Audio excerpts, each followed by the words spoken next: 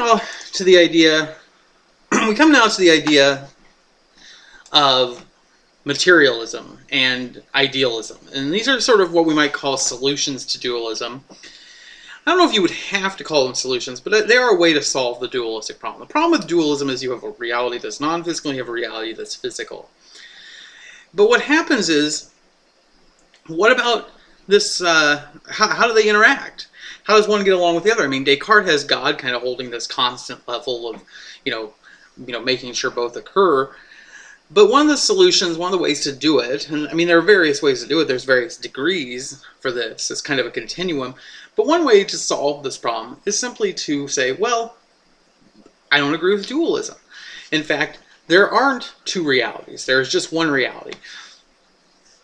And the reality is physical. The other side is to say the reality is all mind, and the physical reality is just something created by the mind. And so we start off with sort of the idea of materialism, and I'll give an argument or an idea for this. But the idea of materialism, as far as it's concerned, is that as far as materialism is concerned, is the idea that all reality is physical, that even the ideas in our head, that this part we call soul is really nothing more than the brain. And the idea here is that there's a kind of an idea that's called the identity thesis, and the idea here is that brain states and mental states are the exact same. That the mind states, the ideas we have in our mind, these mental ideas, are the same thing as what's happening in our brain.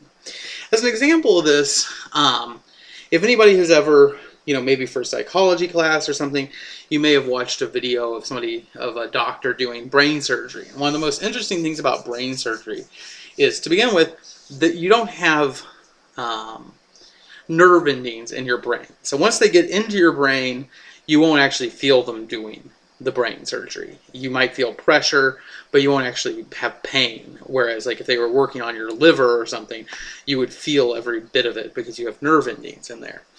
Whereas in the brain, you don't have that. And so they can get into your brain and they can then operate while you're awake. And so while they do it, what they will do is they'll actually map your brain while they're doing it in order to make sure that they're not, if they were to perform brain surgery and they needed to remove a tumor. One of the things about removing a tumor is you want to not only remove the healthy part of the tumor, but you want to remove the unhealthy, or some healthy, the tumor, but you also want to remove some cells around it, because if you got right up to the edge of the tumor, where is the tumor end and where's it begin? I mean, you could miss a cell or two and then it just grows right back. And so you would want to cut some healthy cells around it.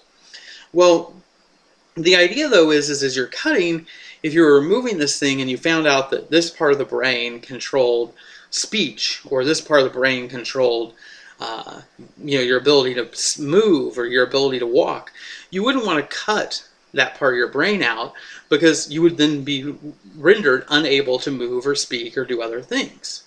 And what they find is that every idea, every thought you have, every part, there are little synapses in your brain, and each one controls a minute thing. In order to formulate the sentence or to understand the sentence, thousands of little data points have been fired in synapses and all other things.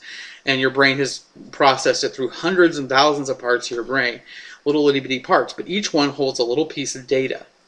And what happens is if they take an electrical current and they put it on a certain spot in your brain, that they can actually get you to do stuff like move your hand up and down, because that's the part of your brain that controls the ability to move your arm.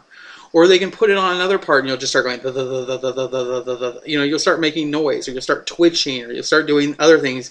Or in some cases you'll say, I remember kindergarten perfectly, or I remember I'm smelling apple pie, or I see kitty cats, something like that. I mean, every part of your brain has different things in different states tied to it. And what the idea is that, the thought of kittens is a certain part of your brain that controls the kitten location in your brain.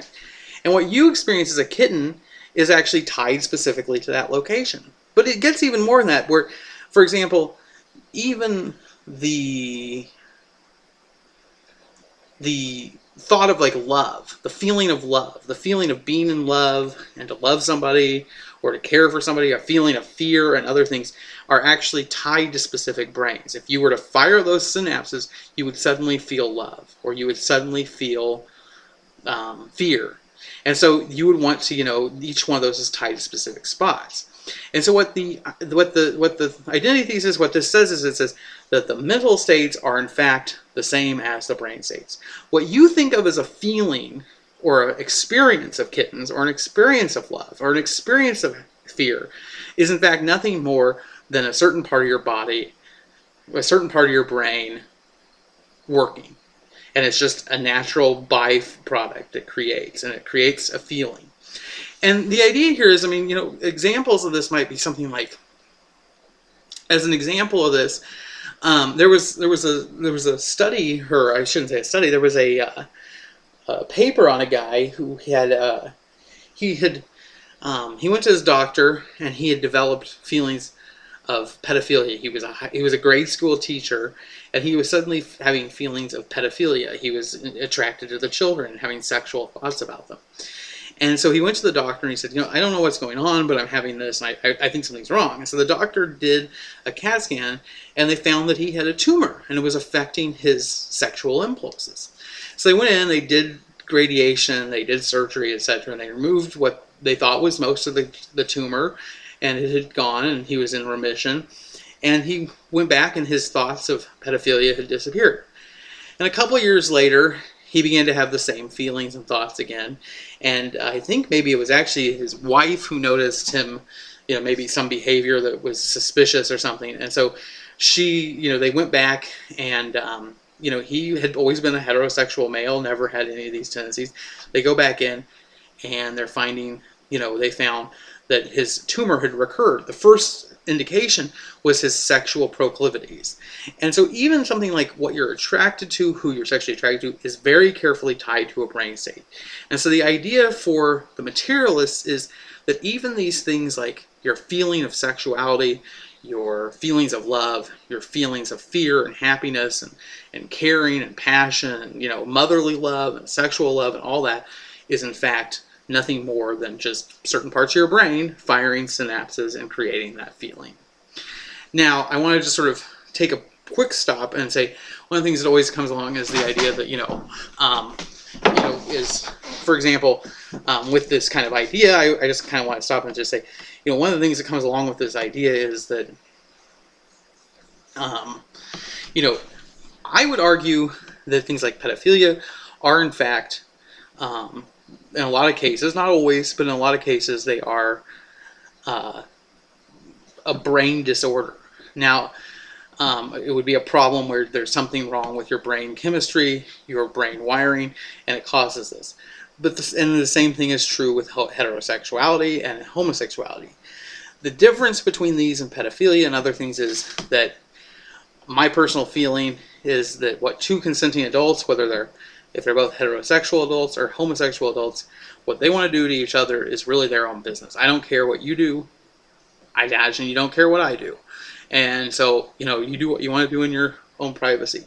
But when you go to hurting children and taking advantage of people who can't consent, whether it be, people who are necrophiliacs, lovers of the dead, people who are inclined towards that, or animal bestiality or things, that those are not able to be done between consenting adults. And so that's the distinction, that it's not that in and of itself being physically or mental inclination doesn't make it right or wrong. It is just that there's the additional issue of consent. And so I just always like to throw that out there, because sometimes it comes along, and the idea of saying, well, pedophilia is a brain state.